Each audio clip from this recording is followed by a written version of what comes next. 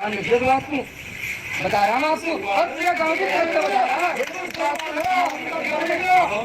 आपसे गलती करी वहाँ ऐसा कुछ नहीं आप छिपने लायक आदमी हो, आपने कोई काम नहीं किया है। उस दिन से आया जब आप परसों अस्पताल पाए थे, आपने पीछे क्यों नहीं देखा और आप एक अपराधी बलात्कारी के साथ बात कर रहे थे। एक वीडियो देखो बस उन्होंने कर दिया, आप यहाँ पे करो ना। हमारे क्षेत्र में होगा तो ठोक देंगे। क्यों आ गए तुम्हारे यहाँ?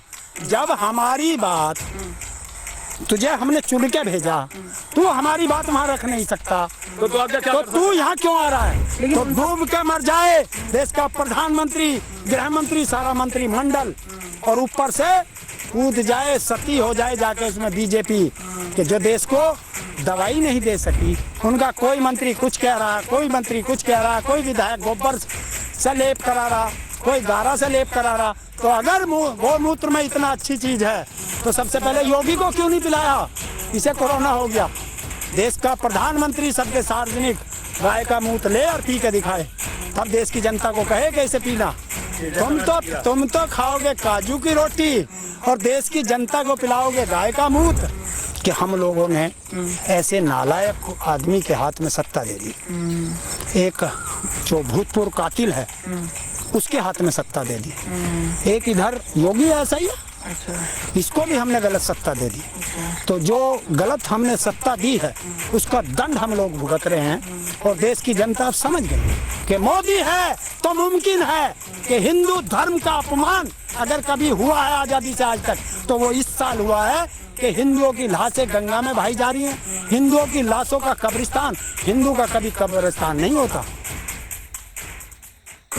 एक हाथ से रोटी दो और दूसरे से छीन लो, ये सरकार की नीति है।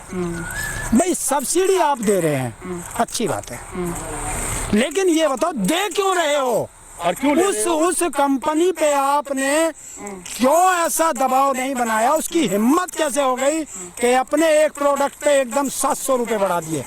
ऐसा नहीं होना चाहिए। ये सरकार की सोची समझी चाल है, जनता को बेवकूफ बनाना है और अपनी जेब भरनी है। आपदा में हर काम आपदा में ही क्यों होते हैं, हमारी समझ में नहीं आता।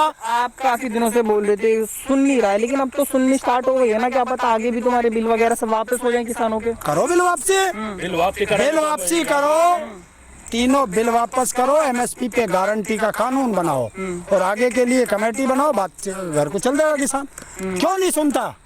वो किसान के अत्याचार, अगर एक किसी ने एक कागज फेंका, सारी बीजेपी के मिर्ची लग गई है और इतना किसान सड़कों पे पड़ा है, तब सुनाई नहीं देता इनको। अच्छा एक सेकंड, क्या लगता है कब तक सुनाई आएगी सरकार? देखो सरकार की जब तक टक्कर से टक्कर नहीं मिलेगी तब तक किसान आंदोलन वहीं करता रहेगा, अड़ा रहेगा। तो क्या जब तक हटेंगे नहीं, मरने मर जाएंगे, जीते जीते वहीं रहेंगे चाहे कुछ हो जाए। अच्छा एक और सवाल आता है, कल परसों भी देखने को तस्वीर में उत्तराखंड के अंदर फिर किसान नेता से बोला गया कि आप बाहर रहे नहीं तो लाठी चार्ज हम आप पे करेंगे। किसान हिंसा पे उतर आए हैं। कहाँ हिंसा पोजिशन हो गया? अपने घर रहे, हमारे क्षेत्र में होगा तो ठोक देंगे। क्यों आ गए तुम्हारे यहाँ? जब हमारी बात तुझे हमने चुन के भेजा, तू हमारी बात वहाँ रख नहीं सकता, तो तू यहाँ क्यों आ रहा है? और अगर तू कहता है मैं आपकी बात वहाँ रखता हूँ, कोई हमारी बात सुनता नहीं तो इस्तीफा दे। क्या पता भलाई के लिए आ रहे हो, आपकी बात सुन नहीं। काहे कि हमारी क्यों सुन रहा तू? हमें ऐसे टटपूंजिए विधायक सिधायक को हमें अपनी बात सुनानी है। हम गृह मंत्री उसे कृषि मंत्री को नहीं मानते कुछ भी।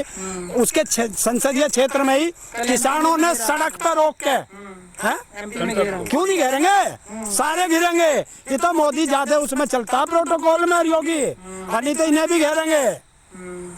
तो ऐसे अभी किसान इतना कमजोर नहीं है। अच्छा क्या कह रहे थे? किसान इतना कमजोर वर्ग का नहीं है जो अपनी इज्जत बेइज्जती जो अब हरियाणा में उन पर लठ बजवाया इन्होंने, उस लठ का जवाब देगी पब्लिक। समाज 2022 के इलेक्शन में खड़े होकर जवाब देगी। 2022 के मतलब